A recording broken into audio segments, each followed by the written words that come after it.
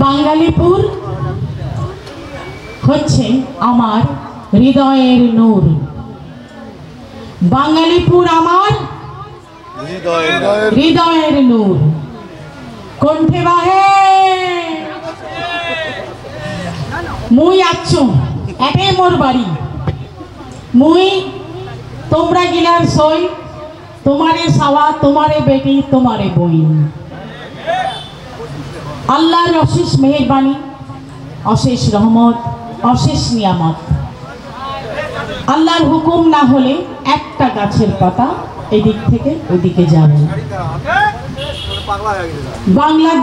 বাংলাদেশে এই বাঙালিপুর এটি একটি স্মরণীয় জায়গা হয়ে থাকবে। কারণ এখানে আমি দেখছি যে এত রাত অবধি এতক্ষণ ধরে আপনারা ঠায় বসে আছেন, একটুও কষ্ট হচ্ছে না, একটু নড়ছেন না, একটু আহ উহ করছেন না, কোনো যন্ত্রণা দেখাচ্ছেন না, কিছু দেখাচ্ছেন না, একদম ঠিক তারেক রহমানের মতন। সত্যি আমি অভিভূত হয়ে গেলাম, আমার মনটা অনেক বড় হয়ে গেল। কারণ যে কথাটা বলা হয় আমাদের রংপুরবাসী বা উত্তরাঞ্চলকে মফিজ, সেটা আর থাকবে না। কোনো মফিজ আর থাকবে না, যা মফিজ সব চলে গেছে।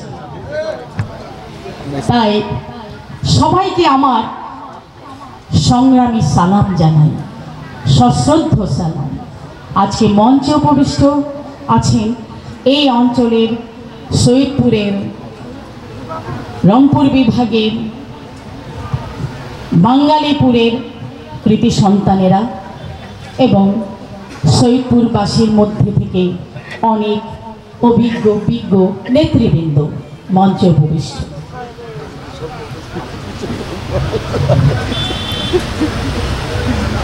একটু আগে বসে সবার বক্তব্য শুনেছি, একটা মনে আশা জেগেছে যে আমাদের এখানে অনেক ভালো ভালো নেতৃবৃন্দ আছে, ভালো ভালো কথা বলতে পারে, কথা বলতে জানে এবং সে কথা বিশ্বাস করে। সকলকে আমার ৪৭ বছর প্রতিষ্ঠা বার্ষিকী অভিনন্দন। আসুন আমরা একটা হাততালি দিয়ে জনাব তারেক রহমানকে অভিনন্দন জানাই। আমার প্রিয় সংবাদকর্মী বন্ধুরা, ভাইরা, আপনারা এই জিনিসটাকে আরেকবার একটু রেকর্ড করেন। আমরা ৪৭ বছরের প্রতিষ্ঠা বার্ষিকী দিয়ে অভিনন্দন জানাই আমাদের নেতা তারেক রহমানকে।